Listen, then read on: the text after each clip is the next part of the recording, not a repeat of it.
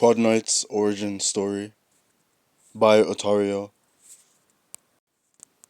We start off with Tomas Gil's parents. His mom has just given birth, and his mom starts talking about his future, how worried she is about him having four arms. His dad is the opposite. He's ecstatic. He mentions that he'll be able to beat up bullies 4 times. We're then shown Thomas as an older child. He's crying to his mom, complaining about being bullied. She then foreshadows his future, saying, "You're my knight in shining armor." After this, Thomas is older and he's in college. He meets a guy called Larson who's studying the same course as him, robotics. They become good friends and they start hanging out. They come up with a plan to build an exoskeleton, but Larson dies and Thomas devotes his life to building an exoskeleton.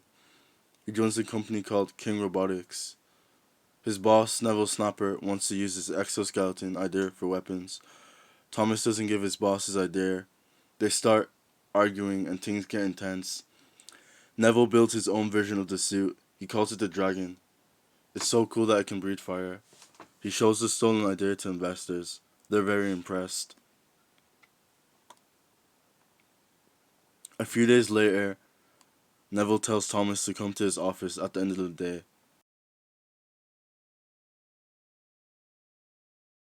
Surprises Thomas with the dragon.